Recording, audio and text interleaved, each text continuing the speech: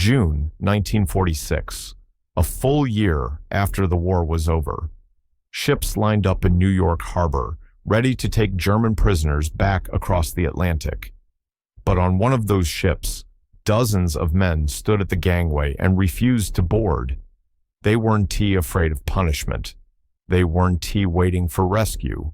They simply didn't want to go home. And the question that baffled their guards was the same one history still can answer. Why would German soldiers rather stay in captivity than return to Germany? Before we begin, if you believe history isn't just about battles but about what people became when the battles ended, take a second to like this video and subscribe. Tell us in the comments where you're rewatching from and what time it is. It's always incredible to see our community from across the world. Now let's begin. Chapter 1. The war is over, but they re-still, here May 8th, 1945. In Germany, the guns had fallen silent. But in America, tens of thousands of German soldiers woke up behind barbed wire to the sound of birds, not bombs. For most of them, this was supposed to be the end. The war was over, their Führer was dead, and ships were being prepared to send them home. But home, for many of them, no longer existed. They were scattered across more than 600 POW camps in the United States, from dusty plains in Texas and Oklahoma to the pine forests of Minnesota. They worked on farms, paved roads, repaired machinery. They were given food, books, even the right to form orchestras and soccer teams. After years of marching, killing, and starving across Europe, life behind American fences almost felt like peace. Some described it as the first time we could sleep without fear. They were fed 3 meals a day, often better than the American civilians suffering under wartime rationing. A few camps even screened movies Casablanca, Gone with the Wind, It's a Wonderful Life. Many prisoners learned English by reading Life magazine or chatting with guards. To them, the Americans were not monsters.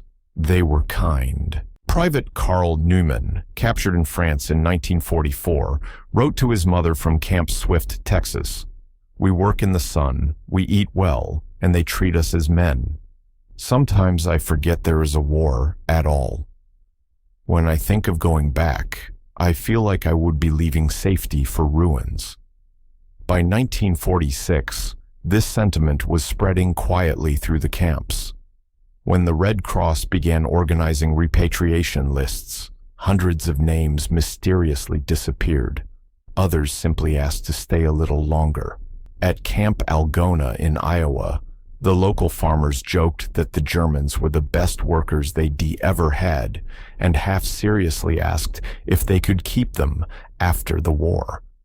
In some towns, Sunday churchgoers would see German POWs sitting quietly in the back pews, their uniforms freshly washed, heads bowed. The strange thing was, they didn't act like prisoners anymore. They laughed, sang, even organized Christmas plays. For many of them, captivity had become a kind of home. When the first repatriation orders arrived in late 1946, camp commanders were shocked to find men refusing to leave. Some stood in silent protest outside the barracks, arms folded. Others wrote letters directly to Washington. One, a former Wehrmacht lieutenant, wrote simply, "I was a soldier in a mad army. Here, for the first time, I am treated like a human. Please do not make me return to madness." It was more than fear, it was disillusionment. Germany, they knew, was rubble. Their families displaced, their hometowns gone, their old comrades either dead or awaiting trial. Going home meant facing ghosts, so they chose captivity because captivity had rules, order, dignity. It was predictable. American officers couldn't understand it. Colonel Harold Blake, who ran Camp Hearn in Texas, reported, "They are free men in all but name, yet they wish to remain prisoners." The irony wasn't lost on him. These were men who once fought for total domination, now begging to remain under foreign guard. By the end of that summer, the number of voluntary captives had grown into the hundreds. The U.S. State Department didn't know what to do with them. You couldn't keep enemy combatants indefinitely, but you also couldn't force men onto ships against their will. They had become a living contradiction, prisoners of war who feared peace more than imprisonment. Chapter 2. Life Behind the Fence. By 1946, the war that had consumed Europe had turned into memory, but for nearly 400,000 German prisoners still scattered across the United States. That memory was the only thing separating two very different worlds, the one they had come from and the one they were learning to live in. To most Americans, these camps were just another wartime necessity. Rows of wooden barracks fenced by barbed wire, guarded by MPs with rifles slung loosely over their shoulders. But inside, a quiet transformation was taking place, not of politics, but of people. At Camp Hearn, Texas, the Germans planted rose gardens around their barracks. At Camp Algona, Iowa, they built a small chapel out of scrap lumber. At Camp Butner, North Carolina, they performed Shakespeare in German. Each camp was a strange little world, organized with almost military precision. Prisoners ran bakeries, printed their own newspapers, and held debates about democracy. Some even started studying English literature and American civics, using tattered books donated by Red Cross volunteers. The irony was striking.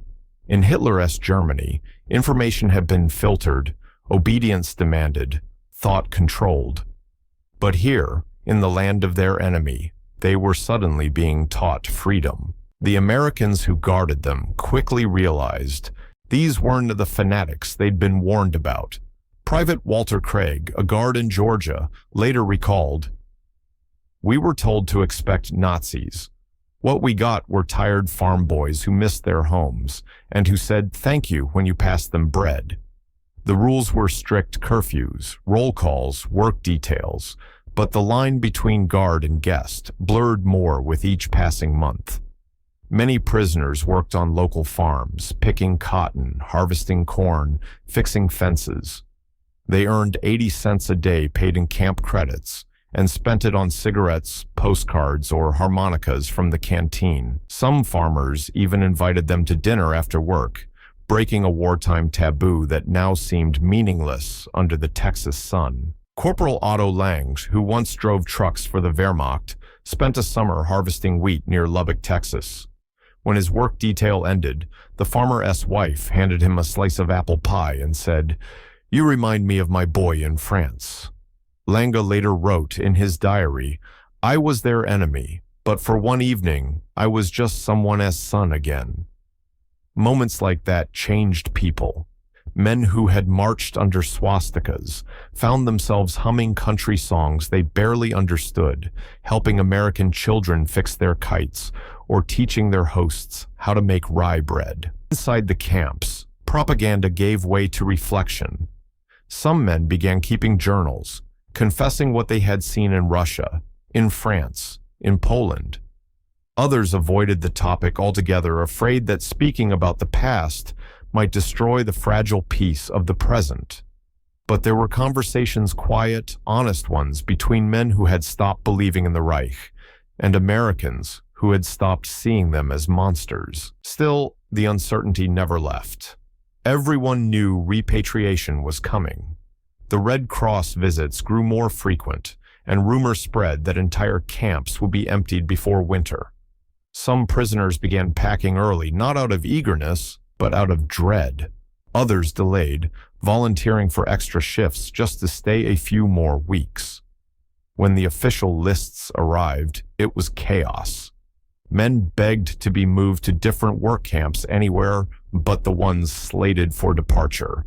A few even feigned illness to delay transport. An American sergeant wrote in his report, "They don't want to go home. They say they have nothing left there. They have jobs here, friends here, food here. What kind of war leaves men afraid of peace?" That question haunted him, and it would haunt history too. because these weren't deserters or traitors. They were simply men who had tasted dignity in the land of their former enemies and couldn't bear to return to a Germany that no longer existed. For some, the fences had become boundaries of safety, not of captivity. Chapter 3. Please Don T. send me home by the winter. Of 1946, letters began piling up on the desks of U.S. Army administrators, all written in the same careful German script. Each began with the same opening line: I respectfully request permission to remain in the United States. They came from former soldiers, sergeants, and engineers, men who had worn the eagle and swastika on their sleeves only a year earlier. Now they were signing their names beneath sentences like, I have learned much about democracy here. I wish to live peacefully and work the land. There is nothing for me in Germany anymore. For the American officers who read them, these letters were baffling. The war was long over. Germany was no longer the enemy. Yet hundreds of German POWs from camps in Texas, Iowa, Nebraska, and Georgia were pleading not to be sent home. To understand why, you have to imagine what home meant in 1946. Hamburg was rubble. Dresden was ash. Food rationing in Berlin left millions starving. Trains were overloaded with refugees' widows, amputees, children in rags. Entire cities had been flattened, entire families erased. And for many POWs, especially those captured early in the war, the Germany they remembered was gone. They left in 1941 as proud soldiers of a powerful Reich. They returned in 1946 to a nation divided, occupied, and despised. Their uniforms, their oaths, their medals, all now symbols of guilt. One letter, written by a former Luftwaffe mechanic named Hans Richter, survives in the U.S. National Archives. It reads, If I return, I will have no home. My father is dead. My town no longer exists. Here, I have work, and Americans who speak to me with respect. Please, let me remain a prisoner, if that is what it takes to stay. Another came from a Wehrmacht corporal in Oklahoma. In America, I learned what freedom feels like. I cannot face my neighbors in Germany knowing what we did. I prefer to stay where I am not hated. These weren't isolated cases. By late 1946, entire camp commandants were sending lists of voluntary non-repatriates to Washington. Their numbers reached into the thousands. Some had fallen in love. A few with the daughters of farmers who hired them, others with American nurses or Red Cross volunteers. Marrying a former enemy wasn't legal, yet but letters hint at relationships that crossed every wartime barrier. One Iowa woman, whose family had hosted POWs on their farm, later recalled, they weren't Nazis anymore. They were just boys, kind, polite, and broken. When repatriation orders came, she said her favorite worker, Fritz, left a note on the kitchen table. It said only, "Thank you for giving me back my name." But the system didn't allow for compassion.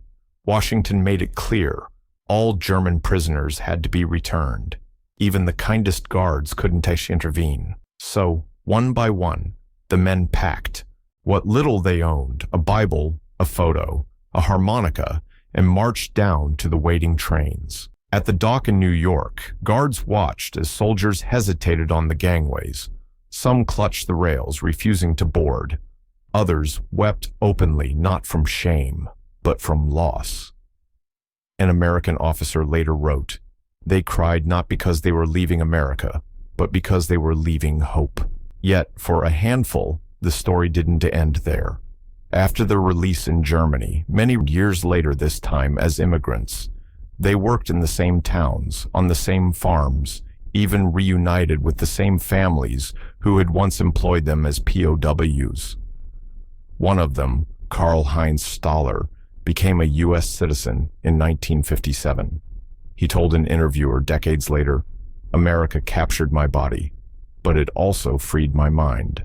For every man like Staller, there were hundreds more who never adjusted. In Germany, They were treated as collaborators, cowards American Freunde. Many lived quietly, avoiding veterans groups, avoiding conversation.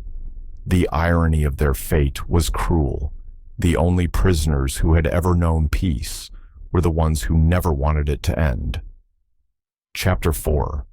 The Other Side of Freedom. For years, they had dreamed of freedom, but when it finally came, it felt colder than any prison cell.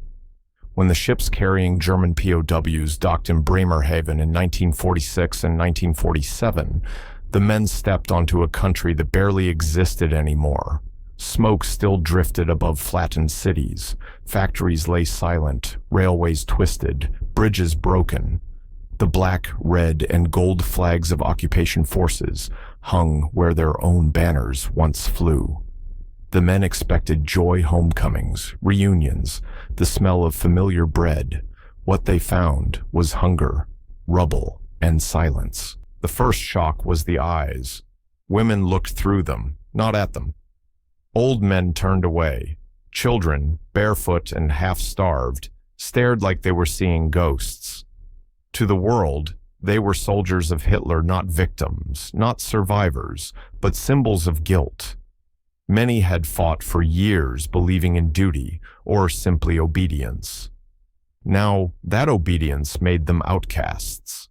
A few tried to wear their Wehrmacht coats home, but Allied patrols tore off their insignia in the streets. Others hid their medals deep in their luggage, afraid that even their own mothers would see them as shameful. One returnee, a former artilleryman from Dresden, later recalled, "When I left Germany, I was a soldier. When I came back, I was an intruder." Food was scarce. Most were given just a ration card, a blanket, and an address to report to. Many had no families left to return to. Entire neighborhoods had been obliterated by Allied bombing. Hunger was so common that black markets became the only functioning economy. The irony was painful. In American captivity, they'd eaten meat, bread, fruit every day. Here, they stood in bread lines for hours to receive a thin soup. One man reportedly said, half joking, "In America, we were prisoners. In Germany, we are free to starve." Psychologists studying post-war adjustment later noticed something rare among these returnees. They called it reverse captivity syndrome. A strange nostalgia for prison life, not for the fences or the guards, but for the certainty, the structure, the predictability. Inside those camps, every day had purpose roll call, work, meals, lights out. Here, freedom was chaos. They were told to rebuild a country that didn't want them. And for some, there was something even harder to face than the ruins, the truth about what their nation had done. As the Nuremberg trials were broadcast on radios across occupied Germany, men who had once followed orders now listened in stunned silence to testimonies about the Holocaust, about camps they'd pretended not to see. Many were forced to confront the possibility that their honorable service had supported something unspeakable. One POW interviewed in 1948 said, "We used to think we were fighting for our country. Then we learned what our country had become. After that, I didn't know who I was anymore." To the occupying forces, denazification was policy. To the returning soldiers, it was humiliation. They were questioned, photographed, forced to fill out forms about their party membership. Some were banned from certain jobs. Others, desperate to eat, lied, claimed they'd been conscripts or had opposed the regime. A few couldn't bear the shame. Suicides among ex-POWs spiked in 1946 and 1947, especially among officers who had once commanded men and now shoveled coal for rations. But for others, survival meant acceptance and silence. They worked in fields, taught their children English, and avoided talking about the war. When asked what America was like, they'd answer simply, clean, fair, kind. They rarely added, and it felt more like home than home ever did. As 1947 turned into 1948, the economic miracle had yet to begin. Germany was a land of cold stoves and empty shelves. In those years, the idea of freedom became complicated, a word that meant both redemption and exile. Because for men who had lost everything, freedom without belonging was just another form of captivity. Chapter 5. The Forgotten Americans. In the summer of 1947, long after most POW camps had closed, letters began arriving at county offices across Texas, Iowa, and Georgia. They weren't written by Germans, but by Americans. Farmers, pastors, and small-town mayors were petitioning Washington with the same plea: let them stay. The men they spoke of weren't fellow citizens or soldiers. They were former enemies, German prisoners of war who had picked cotton in their fields, repaired their fences, and, in many cases, eaten at their tables. It began quietly. When word spread that the POWs were being sent home, families who had hired them under local labor programs felt a strange emptiness. These men had arrived as strangers behind barbed wire, but had left as something closer to neighbors. In Camp Hereford, Texas, a farmer named William Collins wrote to his congressman, "These boys are polite, hard-working, and grateful. They never cause trouble. I would gladly sponsor them to stay and work here. Lord knows they've earned it." In Georgia, church congregations sent petitions signed by dozens of members. In Nebraska, local sheriffs offered written character references. One letter, signed simply "From the people of Madison County," read, "They came as prisoners, but we found in them the same humanity we thought the war had taken away." For many Americans, these friendships were confusing, even controversial. The newspapers called them enemy sympathies. But to those who had shared harvests and hymns with the young Germans, war no longer mattered. In one of the last active camps near Algona, Iowa, an American guard remembered Christmas of 1945. "We let them build a nativity scene. It was carved from scrap wood, painted with coffee grounds and chalk. The townspeople came to see it. Some cried. For the first time, nobody cared who wore what uniform." That nativity scene still stands today, preserved in a small museum, as a symbol of reconciliation, born behind barbed wire. When the prisoners finally left, their absence was felt like a quiet grief. Farm tools sat unused, fields went unharvested. Some families received letters from across the Atlantic, carefully written English, from the men who had once worked beside them. One Iowa family kept a letter from a former POW named Friedrich. "America showed me how to be a man without hate. I hope one day to return not as a prisoner, but as a friend." Friedrich did return 13 years later. He found the same farm, the same family, even the same barn he had painted in 1945. They hugged him like a long-lost son. Not all Americans felt that way, of course. Some still called them Krauts, still carried the grief of brothers lost in France or the Pacific.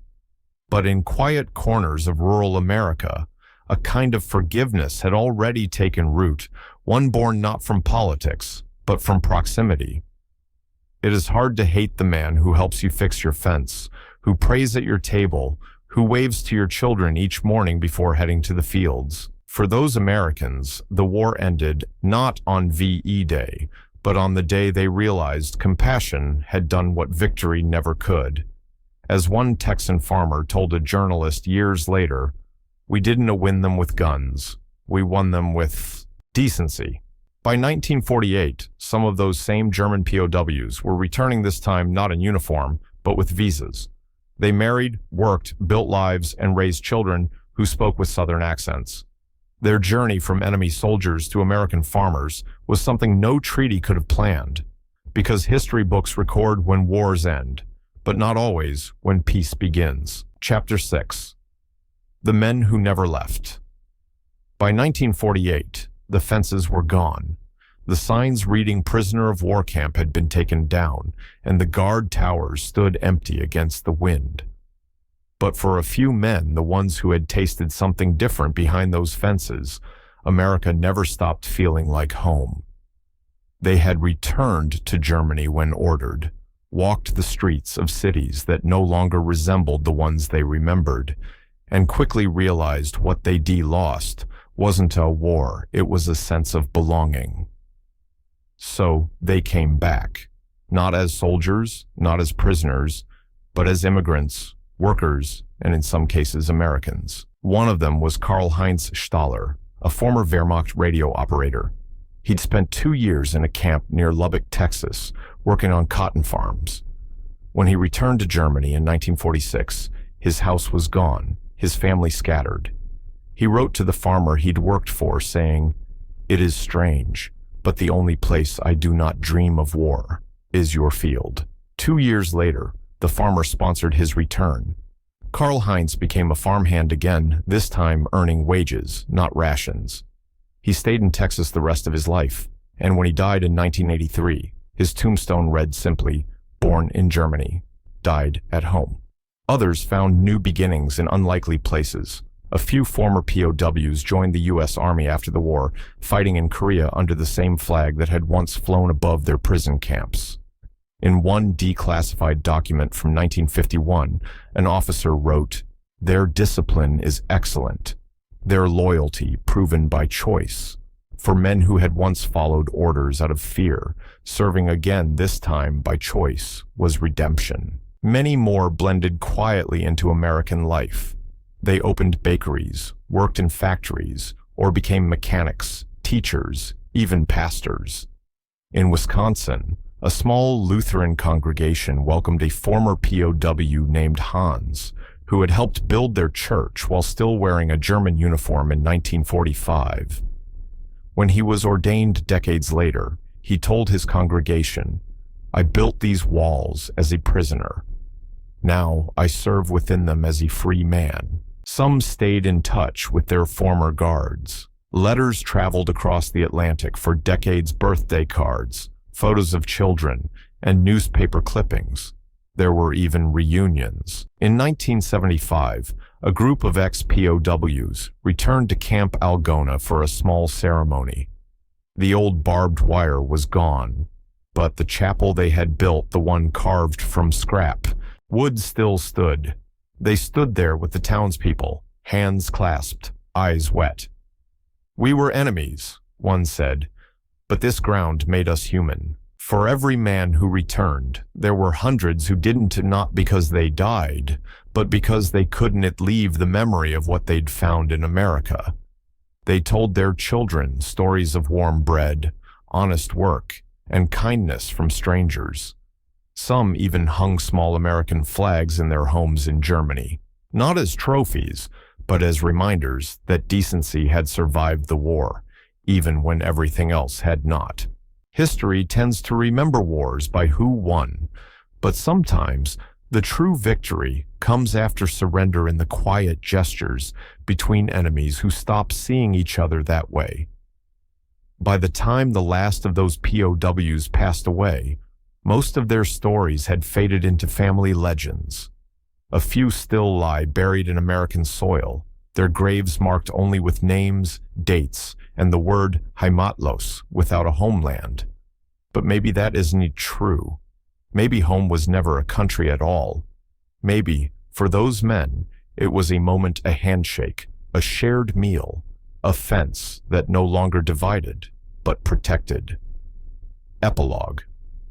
When the enemy becomes a neighbor. By the 1980s, most of the men who had once worn the gray uniforms of the Wehrmacht were old. Their hands, once steady on rifles or wrenches, now trembled over coffee cups. But when they spoke of the war, they rarely spoke of battles. They spoke of the fields in Texas, in Iowa, in Georgia, where the soil was red, the air heavy with heat, and the people kind. For many, those months of captivity were the first time they'd seen the enemy's humanity, and the first time someone had seen theirs. It's a quiet truth that history often forgets. Peace doesn't begin in treaties or surrender ceremonies. It begins in small acts: a shared loaf of bread, A conversation through a fence, a moment of recognition. One former POW interviewed in 1987 said, "We went to war believing the world was divided between good and evil. But in America, I met people who were neither just human, like me. That changed everything." He paused, then smiled faintly. "When I think of the war now, I don't remember the front. I remember the kindness of a stranger." Across 2 continents, the story repeated itself. The men who refused to hate and the people who refused to hate them back became the quiet architects of reconciliation. There were no medals for that, no parades. But perhaps, in the end, those were the only victories that mattered. For some, the war never really ended. But for a few, it ended in a field, under the American sun, where enemies shared work, laughter, and forgiveness. That SS where peace began.